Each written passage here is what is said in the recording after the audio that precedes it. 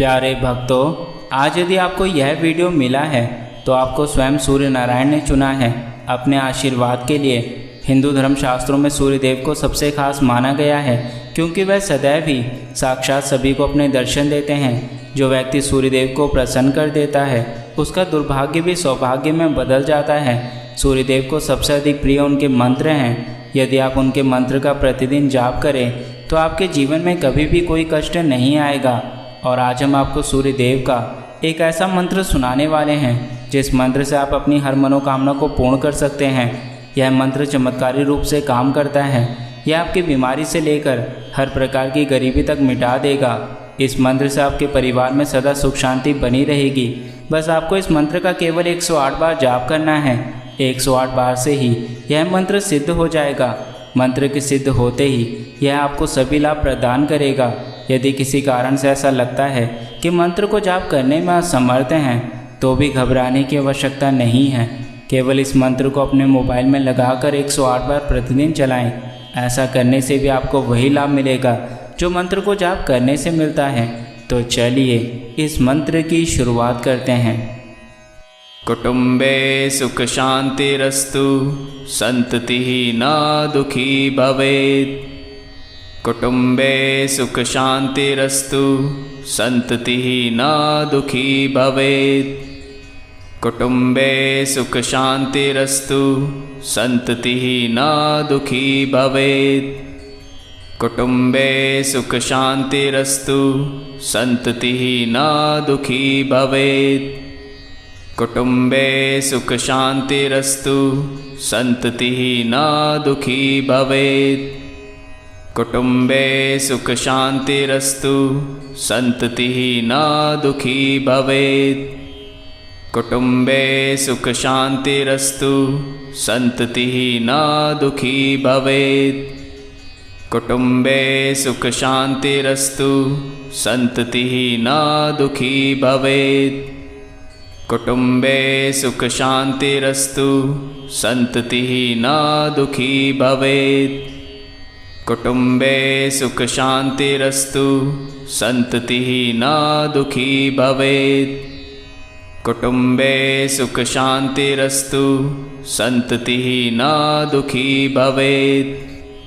कुटुंबे सुख शांतिरस्तु संततिः न दुखी भवेत्।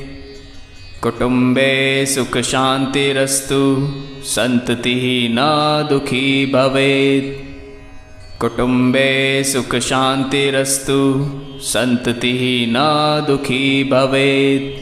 कुटुंबे सुख शांतिरस्तु संततिः न दुखी भवेत्।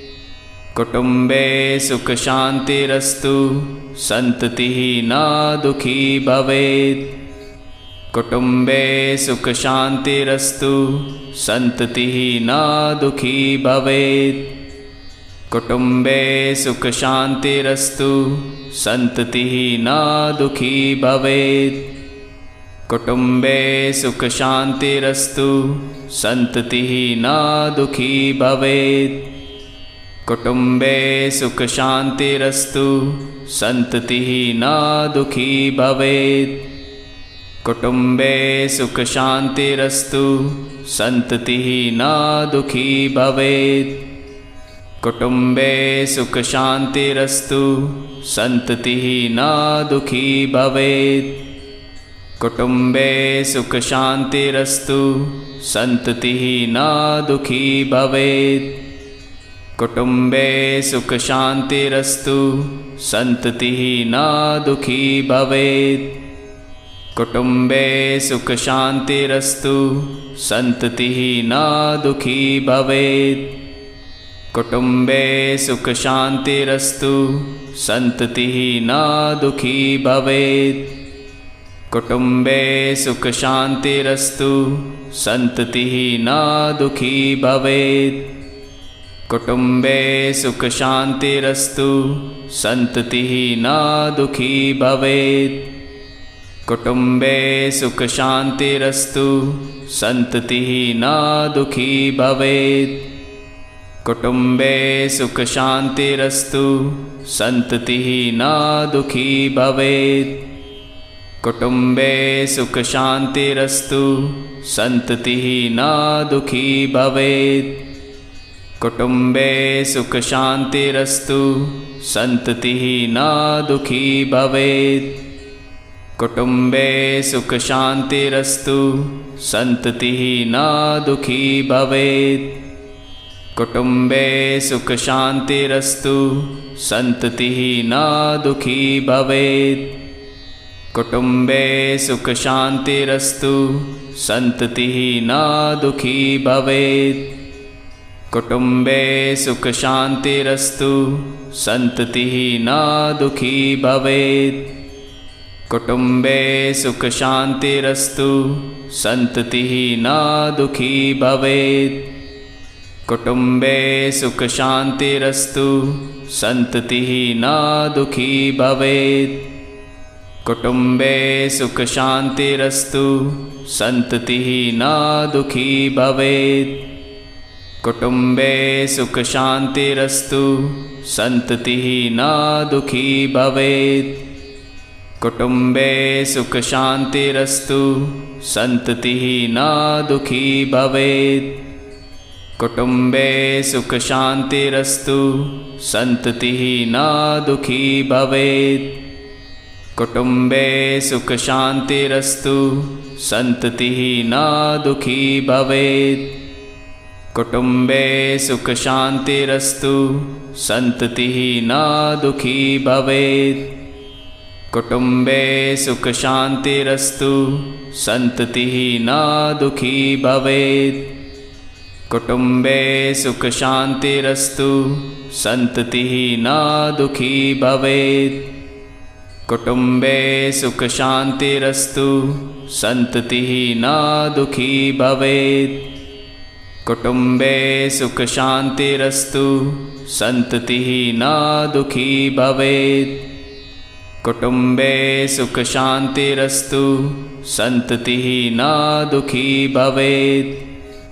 कुटुम्बे सुखशान्तिरस्तु सन्ततिः न दुःखी भवेत्। कुटुम्बे सुखशान्तिरस्तु सन्ततिः न दुःखी भवेत्। कुटुम्बे सुखशान्तिरस्तु सन्ततिः न दुःखी भवेत्। कुटुम्बे सुखशान्तिरस्तु सन्ततिः न दुःखी भवेत्। कुटुम्बे सुखशान्तिरस्तु सन्ततिः न दुःखी भवेत्। कुटुम्बे सुखशान्तिरस्तु सन्ततिः न दुःखी भवेत्। कुटुम्बे सुखशान्तिरस्तु सन्ततिः न दुःखी भवेत्। कुटुम्बे सुखशान्तिरस्तु सन्ततिः न दुःखी भवेत्। कुटुम्बे सुखशान्तिरस्तु सन्ततिः न दुःखी भवेत्। कुटुम्बे सुखशान्तिरस्तु सन्ततिः न दुःखी भवेत्। कुटुम्बे सुखशान्तिरस्तु सन्ततिः न दुःखी भवेत्। कुटुम्बे सुखशान्तिरस्तु सन्ततिः न दुःखी भवेत्। कुटुम्बे सुखशान्तिरस्तु सन्ततिः न दुःखी भवेत्। कुटुम्बे सुखशान्तिरस्तु सन्ततिः न दुःखी भवेत्। कुटुम्बे सुखशान्तिरस्तु सन्ततिः न दुःखी भवेत्। कुटुम्बे सुखशान्तिरस्तु सन्ततिः न दुःखी भवेत्। कुटुम्बे सुखशान्तिरस्तु सन्ततिः न दुःखी भवेत्। कुटुम्बे सुखशान्तिरस्तु सन्ततिः न दुःखी भवेत्। कुटुम्बे सुखशान्तिरस्तु सन्ततिः न दुःखी भवेत्। कुटुम्बे सुखशान्तिरस्तु सन्ततिः न दुःखी भवेत्। कुटुम्बे सुखशान्तिरस्तु सन्ततिः न दुःखी भवेत्। कुटुम्बे सुखशान्तिरस्तु सन्ततिः न दुःखी भवेत्। कुटुम्बे सुखशान्तिरस्तु सन्ततिः न दुःखी भवेत्। कुटुम्बे सुखशान्तिरस्तु सन्ततिः न दुःखी भवेत्। कुटुम्बे सुखशान्तिरस्तु सन्ततिः न दुःखी भवेत्। कुटुम्बे सुखशान्तिरस्तु सन्ततिः न दुःखी भवेत्। कुटुम्बे सुखशान्तिरस्तु सन्ततिः न दुःखी भवेत्। कुटुम्बे सुखशान्तिरस्तु सन्ततिः न दुःखी भवेत्। कुटुम्बे सुखशान्तिरस्तु सन्ततिः न दुःखी भवेत्। कुटुम्बे सुखशान्तिरस्तु सन्ततिः न दुःखी भवेत्। कुटुम्बे सुखशान्तिरस्तु सन्ततिः न दुःखी भवेत्। कुटुम्बे सुखशान्तिरस्तु सन्ततिः न दुःखी भवेत्। कुटुम्बे सुखशान्तिरस्तु सन्ततिः न दुःखी भवेत्। कुटुम्बे सुखशान्तिरस्तु सन्ततिः न दुःखी भवेत्। कुटुम्बे सुखशान्तिरस्तु सन्ततिः न दुःखी भवेत्। कुटुम्बे सुखशान्तिरस्तु सन्ततिः न दुःखी भवेत्। कुटुम्बे सुखशान्तिरस्तु सन्ततिः न दुःखी भवेत्। कुटुम्बे सुखशान्तिरस्तु सन्ततिः न दुःखी भवेत्। कुटुम्बे सुखशान्तिरस्तु सन्ततिः न दुःखी भवेत्। कुटुम्बे सुखशान्तिरस्तु सन्ततिः न दुःखी भवेत्। कुटुम्बे सुखशान्तिरस्तु सन्ततिः न दुःखी भवेत्। कुटुम्बे सुखशान्तिरस्तु सन्ततिः न दुःखी भवेत्। कुटुम्बे सुखशान्तिरस्तु सन्ततिः न दुःखी भवेत्। कुटुम्बे सुखशान्तिरस्तु सन्ततिः न दुःखी भवेत्। कुटुम्बे सुखशान्तिरस्तु सन्ततिः न दुःखी भवेत्। कुटुम्बे सुखशान्तिरस्तु सन्ततिः न दुःखी भवेत्। कुटुम्बे सुखशान्तिरस्तु सन्ततिः न दुःखी भवेत्। कुटुम्बे सुखशान्तिरस्तु सन्ततिः न दुःखी भवेत्।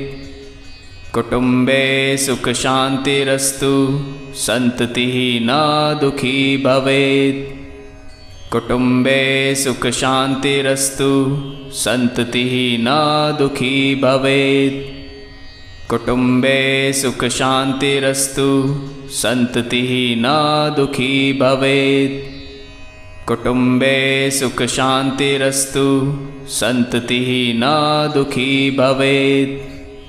कुटुम्बे सुखशान्तिरस्तु सन्ततिः न दुःखी भवेत्। कुटुम्बे सुखशान्तिरस्तु सन्ततिः न दुःखी भवेत्। कुटुम्बे सुखशान्तिरस्तु सन्ततिः न दुःखी भवेत्। कुटुम्बे सुखशान्तिरस्तु सन्ततिः न दुःखी भवेत्। कुटुम्बे सुखशान्तिरस्तु सन्ततिः न दुःखी भवेत्। कुटुम्बे सुखशान्तिरस्तु सन्ततिः न दुःखी भवेत्। कुटुम्बे सुखशान्तिरस्तु सन्ततिः न दुःखी भवेत्। कुटुम्बे सुखशान्तिरस्तु सन्ततिः न दुःखी भवेत्। कुटुम्बे सुखशान्तिरस्तु सन्ततिः न दुःखी भवेत्। कुटुम्बे सुखशान्तिरस्तु सन्ततिः न दुःखी भवेत्।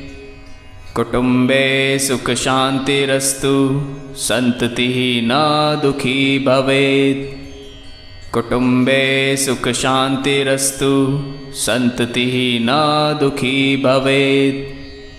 कुटुम्बे सुखशान्तिरस्तु सन्ततिः न दुःखी भवेत्। कुटुम्बे सुखशान्तिरस्तु सन्ततिः न दुःखी भवेत्। कुटुम्बे सुखशान्तिरस्तु सन्ततिः न दुःखी भवेत्। कुटुम्बे सुखशान्तिरस्तु सन्ततिः न दुःखी भवेत्। कुटुम्बे सुखशान्तिरस्तु सन्ततिः न दुःखी भवेत्। कुटुम्बे सुखशान्तिरस्तु सन्ततिः न दुःखी भवेत्। कुटुम्बे सुखशान्तिरस्तु सन्ततिः न दुःखी भवेत्। कुटुम्बे सुखशान्तिरस्तु सन्ततिः न दुःखी भवेत्। कुटुम्बे सुखशान्तिरस्तु सन्ततिः न दुःखी भवेत्। कुटुम्बे सुखशान्तिरस्तु सन्ततिः न दुःखी भवेत्। कुटुम्बे सुखशान्तिरस्तु सन्ततिः न दुःखी भवेत्। कुटुम्बे सुखशान्तिरस्तु सन्ततिः न दुःखी भवेत्। कुटुम्बे सुखशान्तिरस्तु सन्ततिः न दुःखी भवेत्। कुटुम्बे सुखशान्तिरस्तु सन्ततिः न दुःखी भवेत्। कुटुम्बे सुखशान्तिरस्तु सन्ततिः न दुःखी भवेत्। कुटुम्बे सुखशान्तिरस्तु सन्ततिः न दुःखी भवेत्। कुटुम्बे सुखशान्तिरस्तु सन्ततिः न दुःखी भवेत्। कुटुम्बे सुखशान्तिरस्तु सन्ततिः न दुःखी भवेत्। कुटुम्बे सुखशान्तिरस्तु सन्ततिः न दुःखी भवेत्। कुटुम्बे सुखशान्तिरस्तु सन्ततिः न दुःखी भवेत्। कुटुम्बे सुखशान्तिरस्तु सन्ततिः न दुःखी भवेत्। कुटुम्बे सुखशान्तिरस्तु सन्ततिः न दुःखी भवेत्। कुटुम्बे सुखशान्तिरस्तु सन्ततिः न दुःखी भवेत्। कुटुम्बे सुखशान्तिरस्तु सन्ततिः न दुःखी भवेत्। कुटुम्बे सुखशान्तिरस्तु सन्ततिः न दुःखी भवेत्। कुटुम्बे सुखशान्तिरस्तु सन्ततिः न दुःखी भवेत्। कुटुम्बे सुखशान्तिरस्तु सन्ततिः न दुःखी भवेत्। कुटुम्बे सुखशान्तिरस्तु सन्ततिः न दुःखी भवेत्। कुटुम्बे सुखशान्तिरस्तु सन्ततिः न दुःखी भवेत्। कुटुम्बे सुखशान्तिरस्तु सन्ततिः न दुःखी भवेत्। कुटुम्बे सुखशान्तिरस्तु सन्ततिः न दुःखी भवेत्। कुटुम्बे सुखशान्तिरस्तु सन्ततिः न दुःखी भवेत्। कुटुम्बे सुखशान्तिरस्तु सन्ततिः न दुःखी भवेत्। कुटुम्बे सुखशान्तिरस्तु सन्ततिः न दुःखी भवेत्। कुटुम्बे सुखशान्तिरस्तु सन्ततिः न दुःखी भवेत्। कुटुम्बे सुखशान्तिरस्तु सन्ततिः न दुःखी भवेत्। कुटुम्बे सुखशान्तिरस्तु सन्ततिः न दुःखी भवेत्। कुटुम्बे सुखशान्तिरस्तु सन्ततिः न दुःखी भवेत्।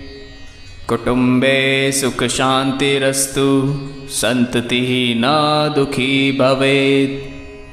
कुटुम्बे सुखशान्तिरस्तु सन्ततिः न दुःखी भवेत्। कुटुम्बे सुखशान्तिरस्तु सन्ततिः न दुःखी भवेत्। कुटुम्बे सुखशान्तिरस्तु सन्ततिः न दुःखी भवेत्। कुटुम्बे सुखशान्तिरस्तु सन्ततिः न दुःखी भवेत्। कुटुम्बे सुखशान्तिरस्तु सन्ततिः न दुःखी भवेत्। कुटुम्बे सुखशान्तिरस्तु सन्ततिः न दुःखी भवेत्। कुटुम्बे सुखशान्तिरस्तु सन्ततिः न दुःखी भवेत्। कुटुम्बे सुखशान्तिरस्तु सन्ततिः न दुःखी भवेत्। कुटुम्बे सुखशान्तिरस्तु सन्ततिः न दुःखी भवेत्। कुटुम्बे सुखशान्तिरस्तु सन्ततिः न दुःखी भवेत्। कुटुम्बे सुखशान्तिरस्तु सन्ततिः न दुःखी भवेत्। कुटुम्बे सुखशान्तिरस्तु सन्ततिः न दुःखी भवेत्। कुटुम्बे सुखशान्तिरस्तु सन्ततिः न दुःखी भवेत्। कुटुम्बे सुखशान्तिरस्तु सन्ततिः न दुःखी भवेत्। कुटुम्बे सुखशान्तिरस्तु सन्ततिः न दुःखी भवेत्। कुटुम्बे सुखशान्तिरस्तु सन्ततिः न दुःखी भवेत्।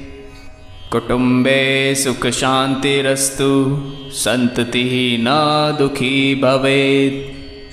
कुटुम्बे सुखशान्तिरस्तु सन्ततिः न दुःखी भवेत्।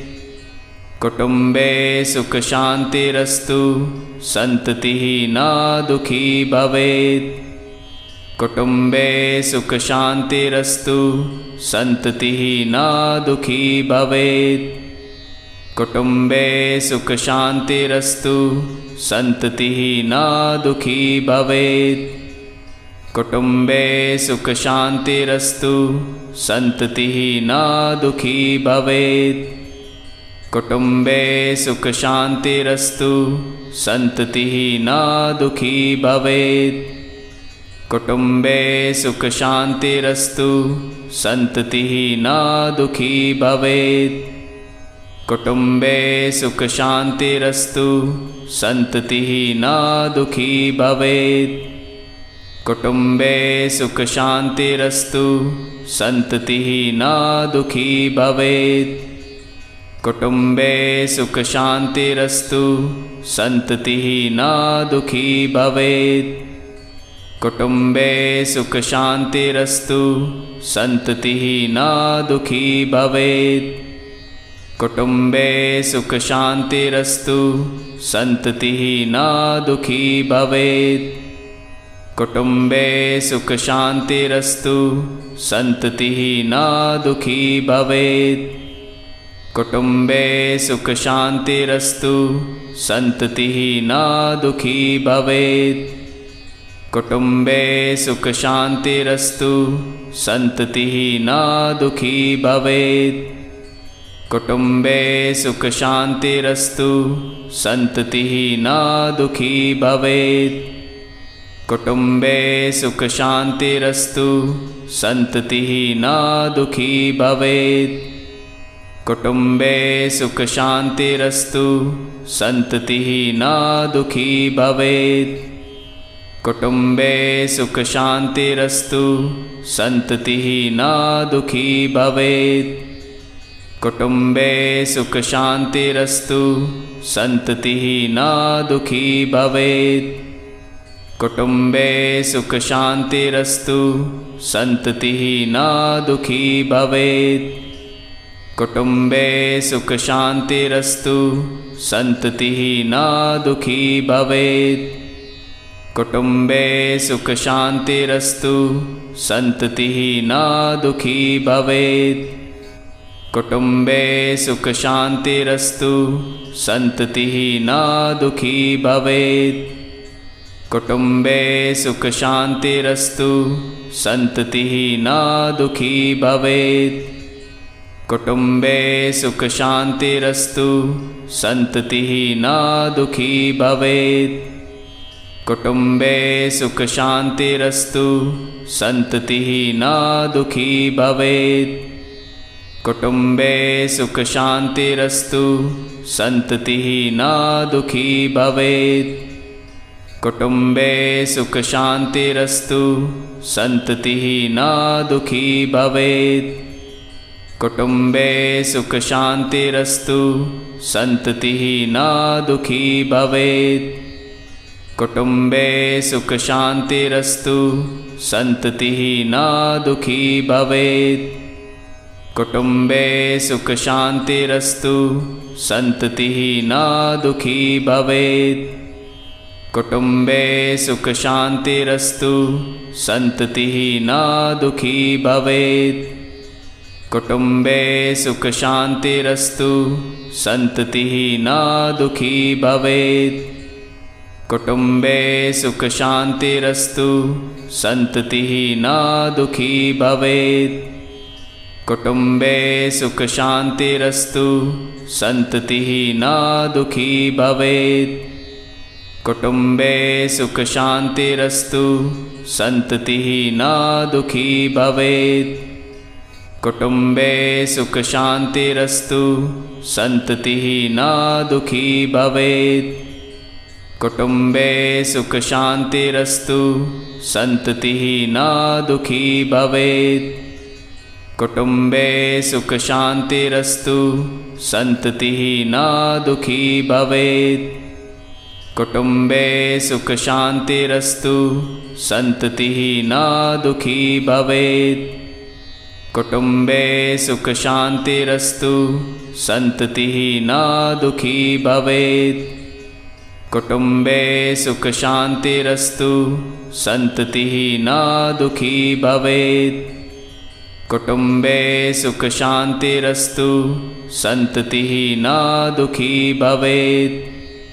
कुटुम्बे सुखशान्तिरस्तु सन्ततिः न दुःखी भवेत्।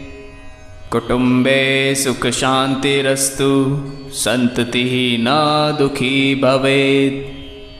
कुटुम्बे सुखशान्तिरस्तु सन्ततिः न दुःखी भवेत्। कुटुम्बे सुखशान्तिरस्तु सन्ततिः न दुःखी भवेत्। कुटुम्बे सुखशान्तिरस्तु सन्ततिः न दुःखी भवेत्। कुटुम्बे सुखशान्तिरस्तु सन्ततिः न दुःखी भवेत्। कुटुम्बे सुखशान्तिरस्तु सन्ततिः न दुःखी भवेत्। कुटुम्बे सुखशान्तिरस्तु सन्ततिः न दुःखी भवेत्। कुटुम्बे सुखशान्तिरस्तु सन्ततिः न दुःखी भवेत्। कुटुम्बे सुखशान्तिरस्तु सन्ततिः न दुःखी भवेत्। कुटुम्बे सुखशान्तिरस्तु सन्ततिः न दुःखी भवेत्। कुटुम्बे सुखशान्तिरस्तु सन्ततिः न दुःखी भवेत्। कुटुम्बे सुखशान्तिरस्तु सन्ततिः न दुःखी भवेत्। कुटुम्बे सुखशान्तिरस्तु सन्ततिः न दुःखी भवेत्। कुटुम्बे सुखशान्तिरस्तु सन्ततिः न दुःखी भवेत्। कुटुम्बे सुखशान्तिरस्तु सन्ततिः न दुःखी भवेत्। कुटुम्बे सुखशान्तिरस्तु सन्ततिः न दुःखी भवेत्। कुटुम्बे सुखशान्तिरस्तु सन्ततिः न दुःखी भवेत्। कुटुम्बे सुखशान्तिरस्तु सन्ततिः न दुःखी भवेत्। कुटुम्बे सुखशान्तिरस्तु सन्ततिः न दुःखी भवेत्। कुटुम्बे सुखशान्तिरस्तु सन्ततिः न दुःखी भवेत्। कुटुम्बे सुखशान्तिरस्तु सन्ततिः न दुःखी भवेत्। कुटुम्बे सुखशान्तिरस्तु सन्ततिः न दुःखी भवेत्। कुटुम्बे सुखशान्तिरस्तु सन्ततिः न दुःखी भवेत्। कुटुम्बे सुखशान्तिरस्तु सन्ततिः न दुःखी भवेत्। कुटुम्बे सुखशान्तिरस्तु सन्ततिः न दुःखी भवेत्। कुटुम्बे सुखशान्तिरस्तु सन्ततिः न दुःखी भवेत्। कुटुम्बे सुखशान्तिरस्तु सन्ततिः न दुःखी भवेत्। कुटुम्बे सुखशान्तिरस्तु सन्ततिः न दुःखी भवेत्। कुटुम्बे सुखशान्तिरस्तु सन्ततिः न दुःखी भवेत्। कुटुम्बे सुखशान्तिरस्तु सन्ततिः न दुःखी भवेत्। कुटुम्बे सुखशान्तिरस्तु सन्ततिः न दुःखी भवेत्। कुटुम्बे सुखशान्तिरस्तु सन्ततिः न दुःखी भवेत्। कुटुम्बे सुखशान्तिरस्तु सन्ततिः न दुःखी भवेत्। कुटुम्बे सुखशान्तिरस्तु सन्ततिः न दुःखी भवेत्।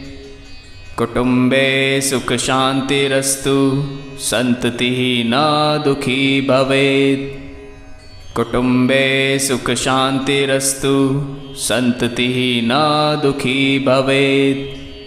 कुटुम्बे सुखशान्तिरस्तु सन्ततिः न दुःखी भवेत्। कुटुम्बे सुखशान्तिरस्तु सन्ततिः न दुःखी भवेत्। कुटुम्बे सुखशान्तिरस्तु सन्ततिः न दुःखी भवेत्।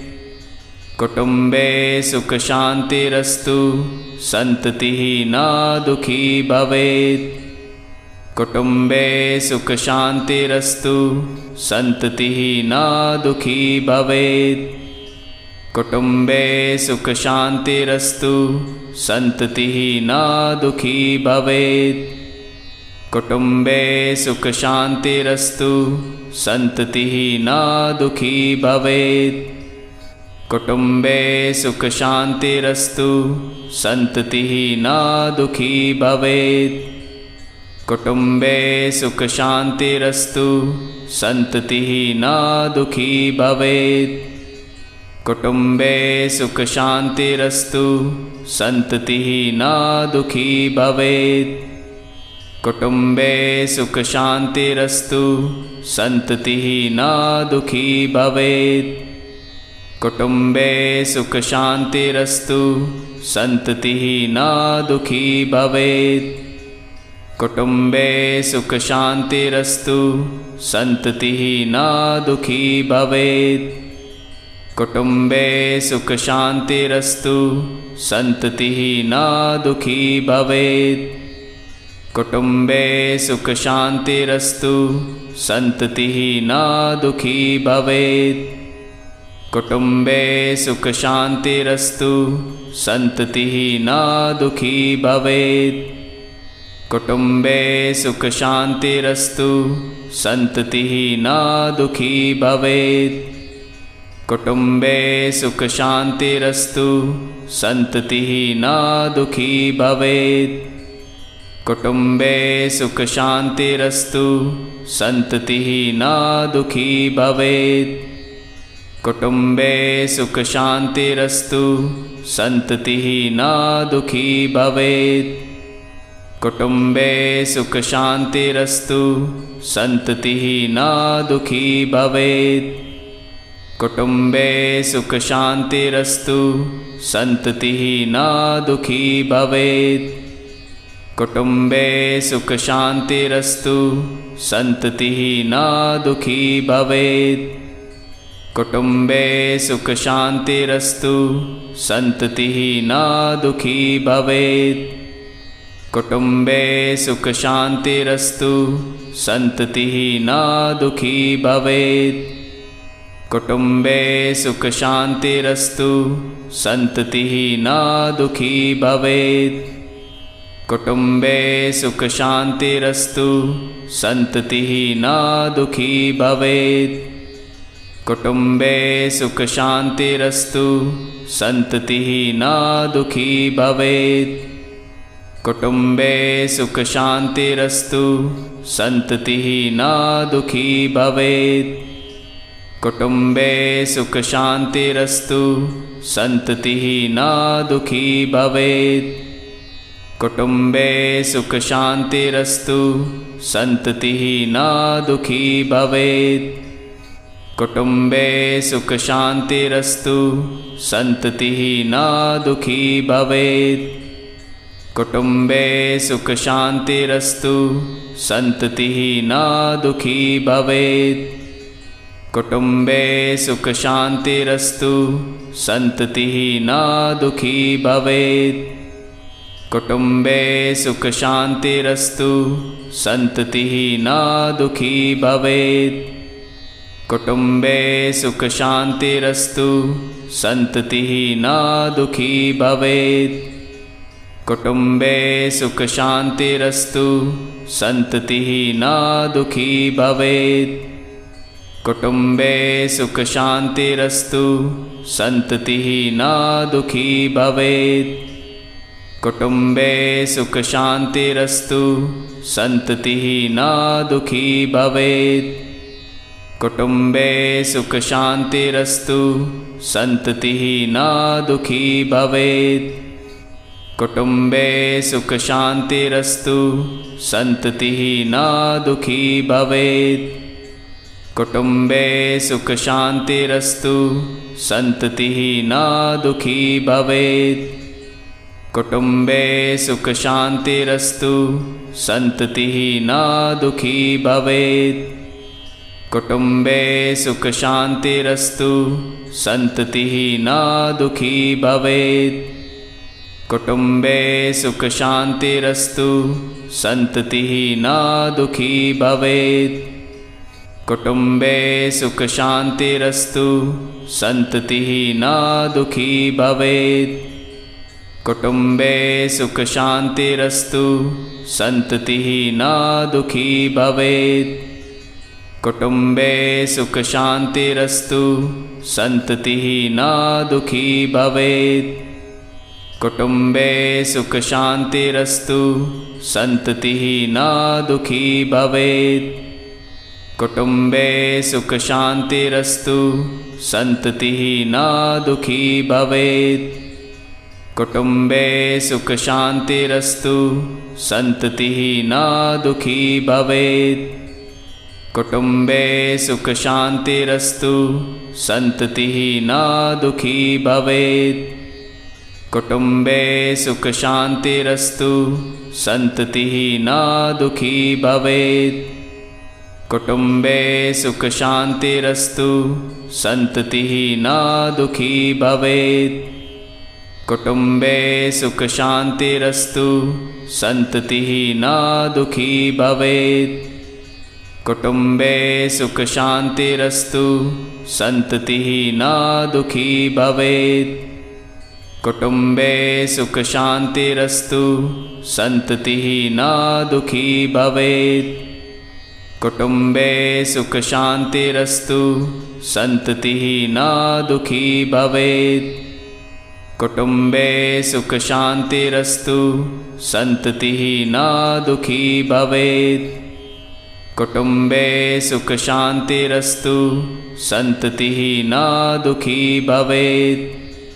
कुटुम्बे सुखशान्तिरस्तु सन्ततिः न दुःखी भवेत्।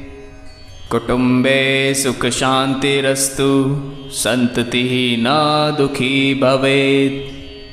कुटुम्बे सुखशान्तिरस्तु सन्ततिः न दुःखी भवेत्। कुटुम्बे सुखशान्तिरस्तु सन्ततिः न दुःखी भवेत्।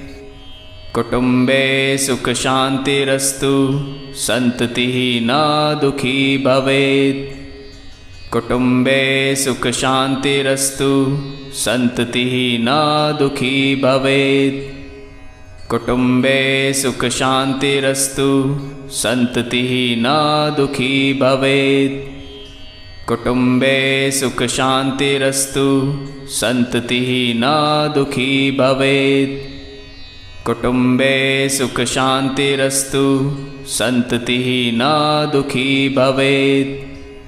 कुटुम्बे सुखशान्तिरस्तु सन्ततिः न दुःखी भवेत्। कुटुम्बे सुखशान्तिरस्तु सन्ततिः न दुःखी भवेत्। कुटुम्बे सुखशान्तिरस्तु सन्ततिः न दुःखी भवेत्। कुटुम्बे सुखशान्तिरस्तु सन्ततिः न दुःखी भवेत्। कुटुम्बे सुखशान्तिरस्तु सन्ततिः न दुःखी भवेत्। कुटुम्बे सुखशान्तिरस्तु सन्ततिः न दुःखी भवेत्। कुटुम्बे सुखशान्तिरस्तु सन्ततिः न दुःखी भवेत्। कुटुम्बे सुखशान्तिरस्तु सन्ततिः न दुःखी भवेत्। कुटुम्बे सुखशान्तिरस्तु सन्ततिः न दुःखी भवेत्। कुटुम्बे सुखशान्तिरस्तु सन्ततिः न दुःखी भवेत्। कुटुम्बे सुखशान्तिरस्तु सन्ततिः न दुःखी भवेत्। कुटुम्बे सुखशान्तिरस्तु सन्ततिः न दुःखी भवेत्।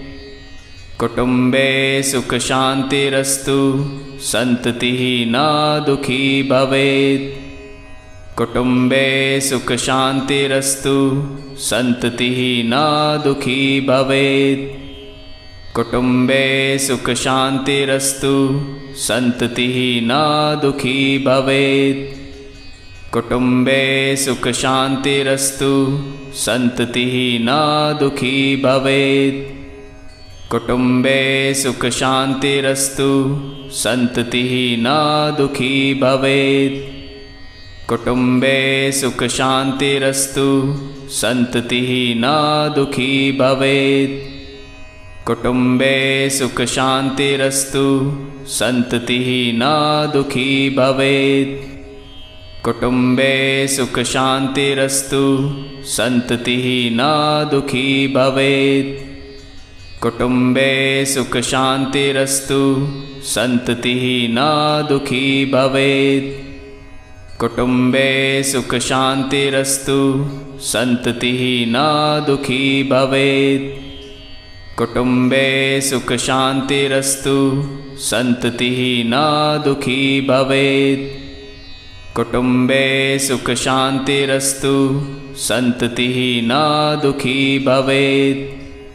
कुटुम्बे सुखशान्तिरस्तु सन्ततिः न दुःखी भवेत्। कुटुम्बे सुखशान्तिरस्तु सन्ततिः न दुःखी भवेत्।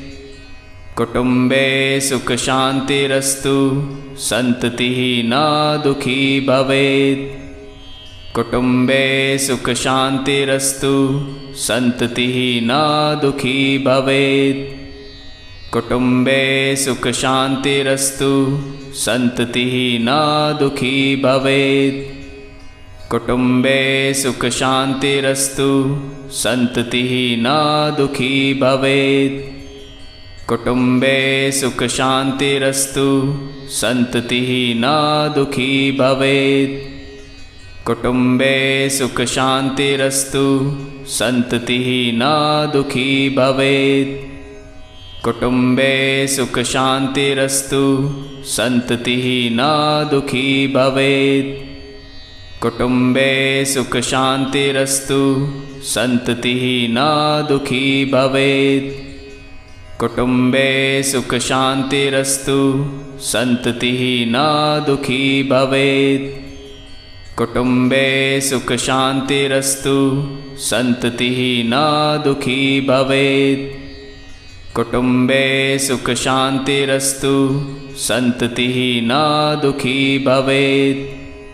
कुटुम्बे सुखशान्तिरस्तु सन्ततिः न दुःखी भवेत्। कुटुम्बे सुखशान्तिरस्तु सन्ततिः न दुःखी भवेत्। कुटुम्बे सुखशान्तिरस्तु सन्ततिः न दुःखी भवेत्। कुटुम्बे सुखशान्तिरस्तु सन्ततिः न दुःखी भवेत्।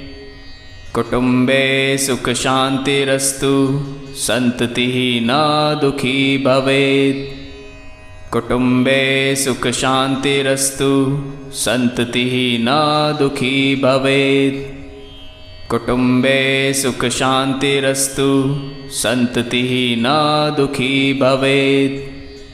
कुटुम्बे सुखशान्तिरस्तु सन्ततिः न दुःखी भवेत्। कुटुम्बे सुखशान्तिरस्तु सन्ततिः न दुःखी भवेत्।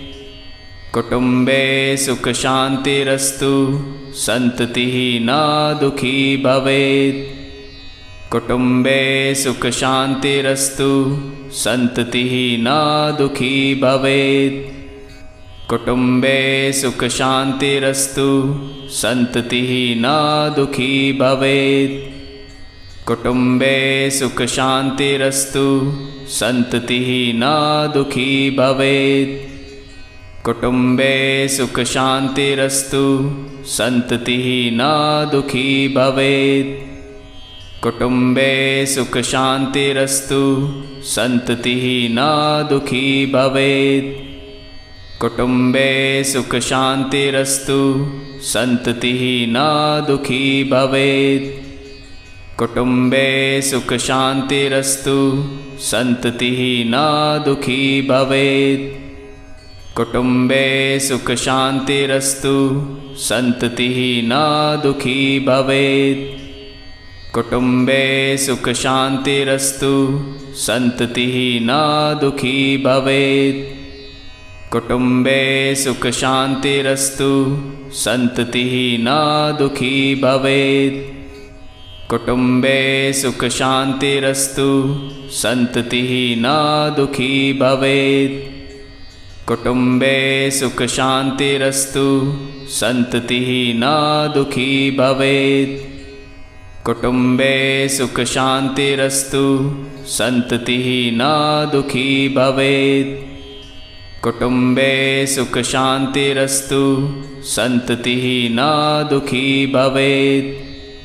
कुटुम्बे सुखशान्तिरस्तु सन्ततिः न दुःखी भवेत्। कुटुम्बे सुखशान्तिरस्तु सन्ततिः न दुःखी भवेत्। कुटुम्बे सुखशान्तिरस्तु सन्ततिः न दुःखी भवेत्।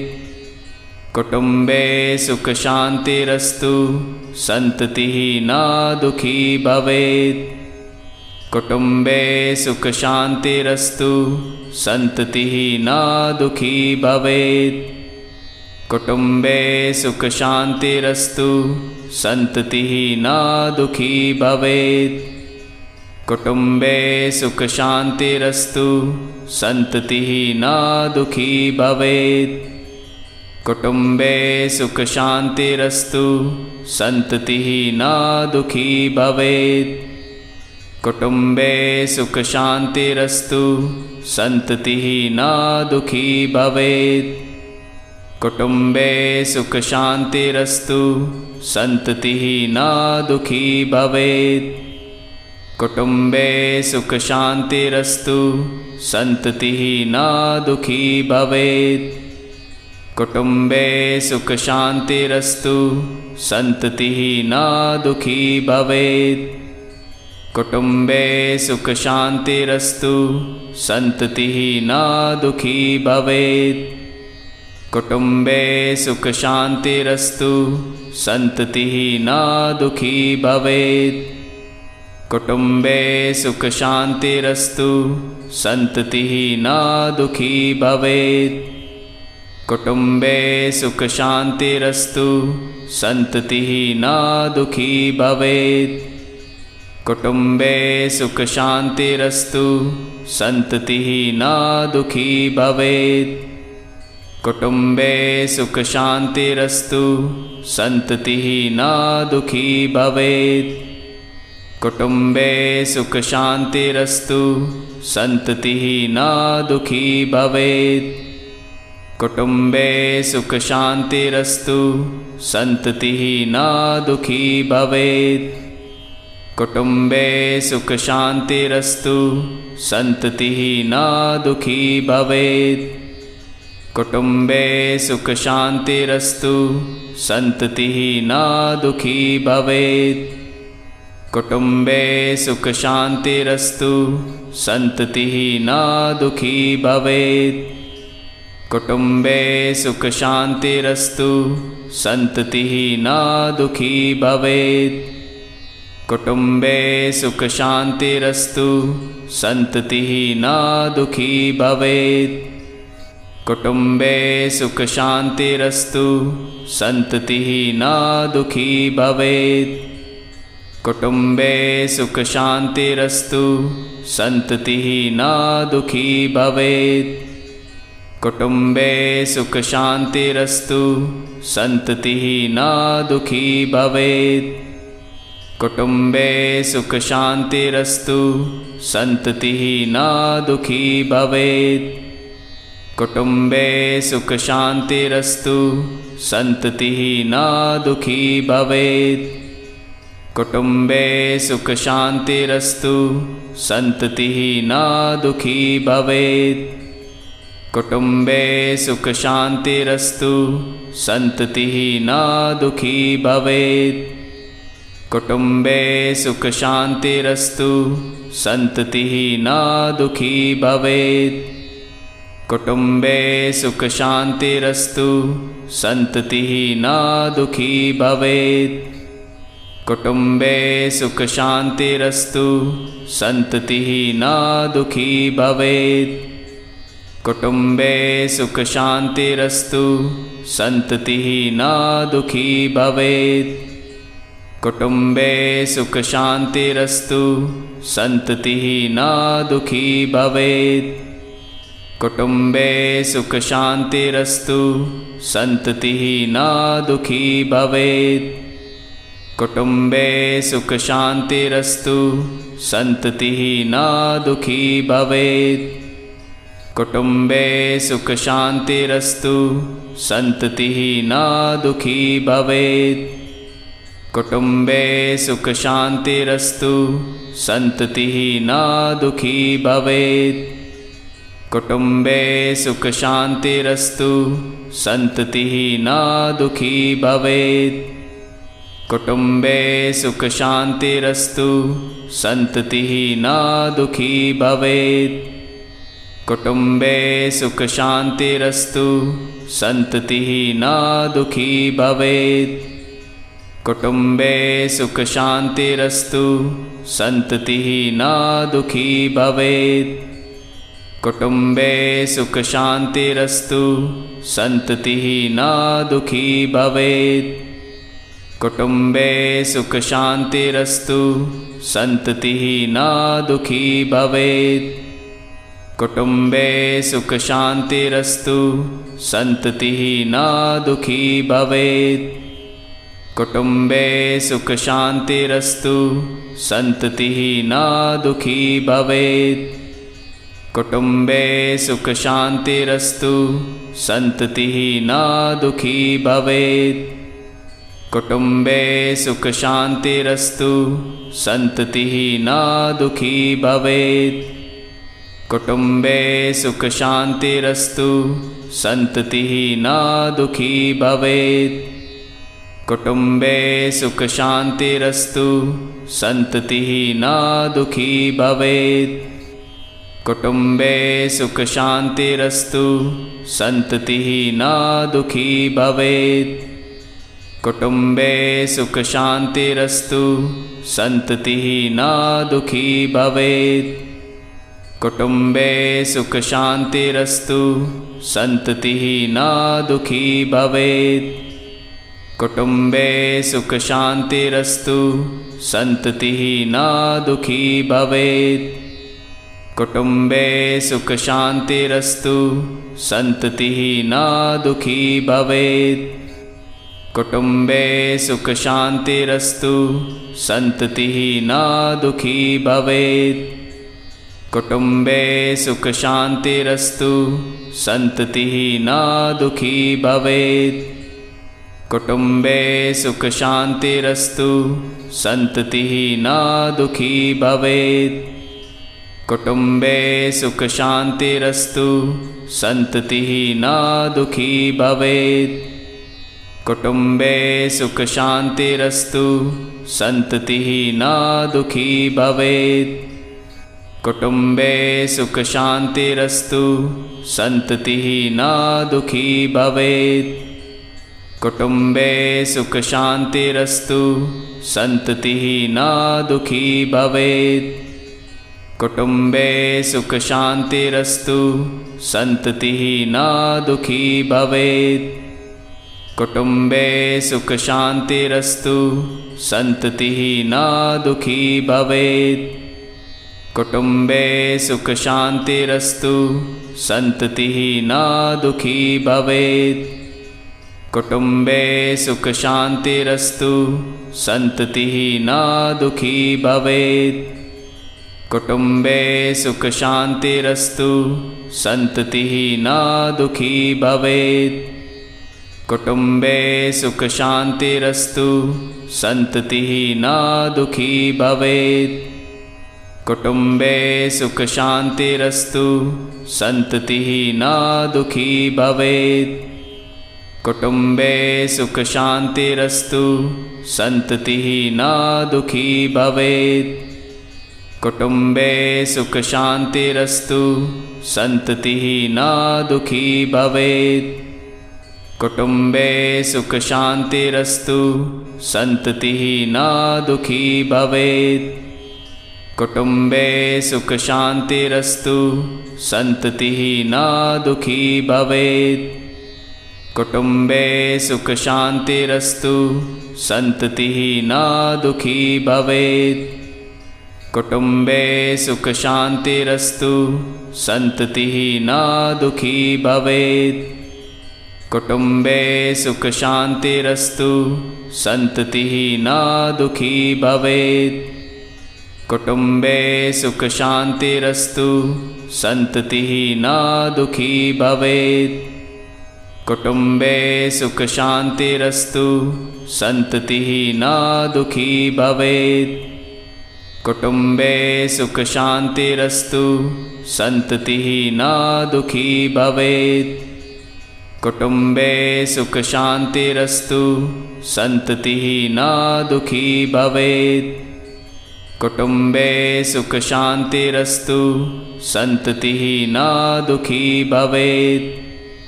कुटुम्बे सुखशान्तिरस्तु सन्ततिः न दुःखी भवेत्।